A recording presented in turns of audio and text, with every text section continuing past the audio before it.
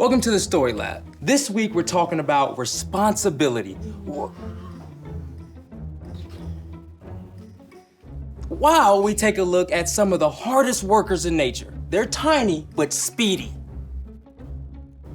What? It's a slow mode kind of day.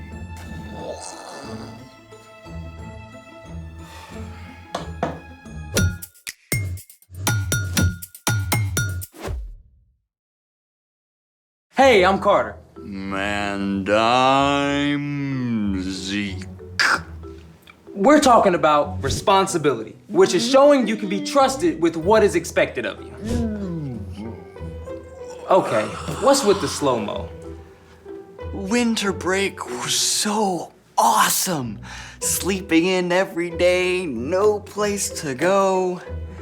And then, bam! Back to school, homework, activities, chores, even though it's only been a couple of weeks. It's too much. I want to go back to doing nothing. Yeah, I get that. I'm stuck in vacay slow mode. Dude, same. I'm doing this House of Cards competition with my cousins, but I can't seem to get it off the ground.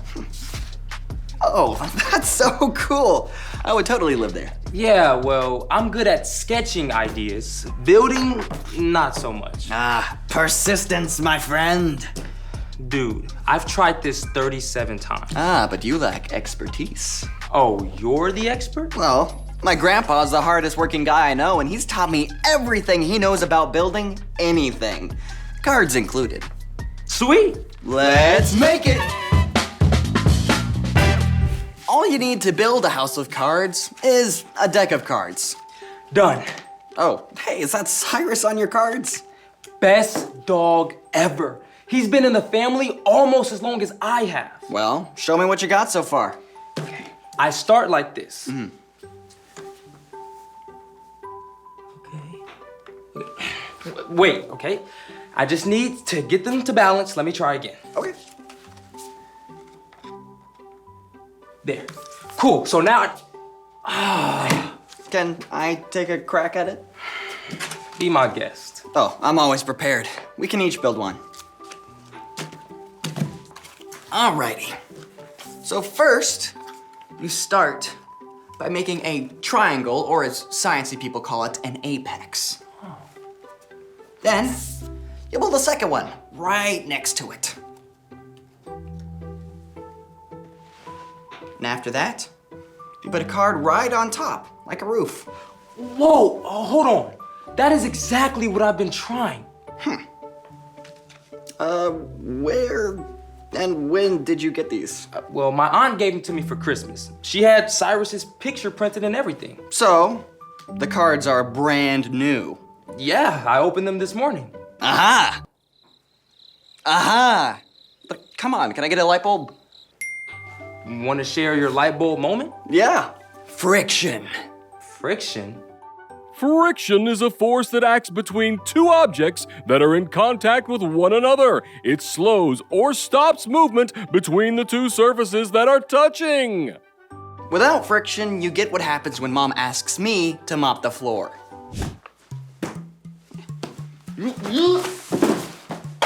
So, without friction, stuff slides? Yep. And your playing cards are brand new and slick. So, no friction.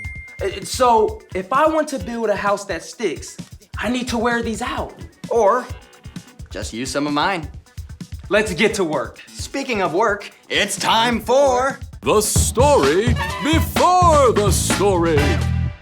Today, we're in the book of Proverbs, which is full of wise sayings. Many of these came from King Solomon. Solomon became king at a very young age. He was worried about how he could lead without much experience. One night, God spoke in a dream and told Solomon he could have any gift he wanted. Solomon could have asked for money or power, but instead, Solomon asked God for wisdom so he could be the best leader for his people. God listened and honored Solomon by making him the wisest man on earth. Many of the things Solomon learned and said were written down together with other wisdom. The sayings called proverbs are short sentences or stories that help people make wise decisions in their everyday lives, which is where our story starts. Take it away. Hey everyone, I'm Brian. Did you know that God designed all of us, every single person, for good work? It's actually one of the first things we discover in the Bible. The first thing God did after creating the world and then Adam and Eve was to give them the amazing job of caring for creation. Our job is to love God and love others. And there are so many different ways we can do that. But you know, it often takes hard work. And in Proverbs, we find some unlikely role models for hard work. Ants. That's right. Those creepy crawlies that most people try to step on, they're rock stars. Did you know an ant can lift up to 50 times its weight? And for every human on Earth, there are 1 million ants? Okay, maybe don't think about that part too much. But ants are fascinating, and there's a lot we can learn from them. In Proverbs 6, we read, "You people who don't want to work, think about the ant. Consider its ways and be wise. It has no commander, it has no leader or ruler." Ants show us how to work. Ants don't need anybody to tell them what to do. They each have their own jobs, and they work hard every day to do them. In an ant colony, some ants find food, some feed the larvae, others take out the trash, and some ants even stand guard. Come on, everyone, let's go! Working is better when we do it together. And just like an ant, you can take responsibility for your own chores and schoolwork. That's right. Don't you wait for somebody to tell you to get started or to follow through. And if you need help, take responsibility to ask for it. Let's keep going. Ants show us something else too.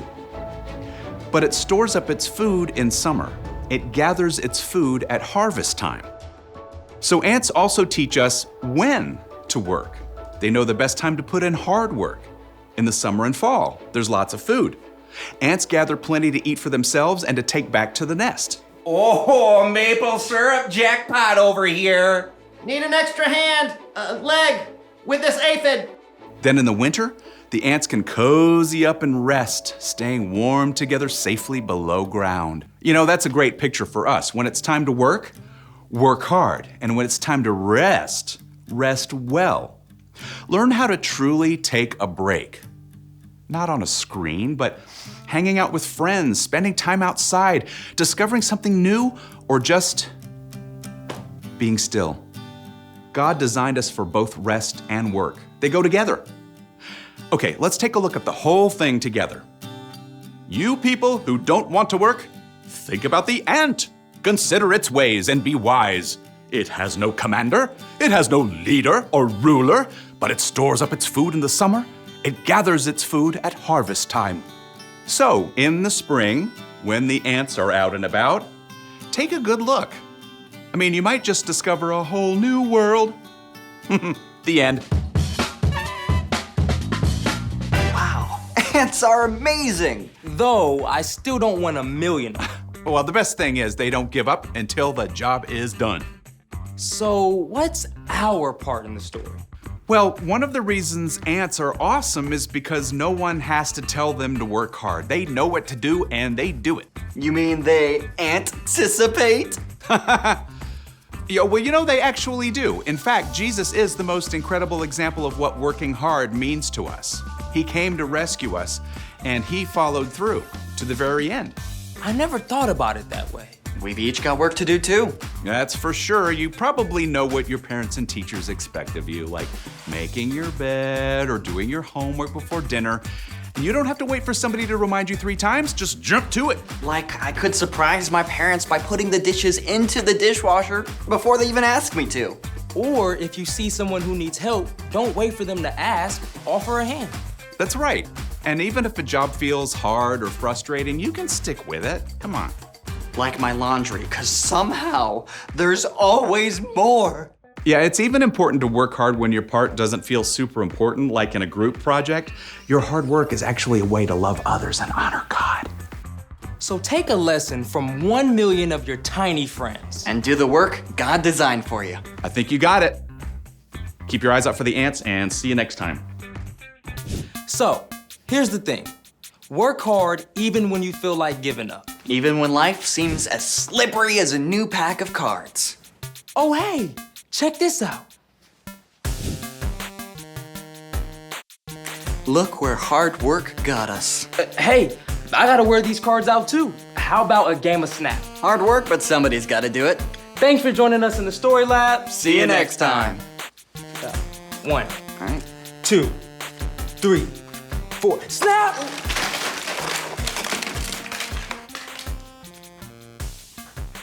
That took 4 hours.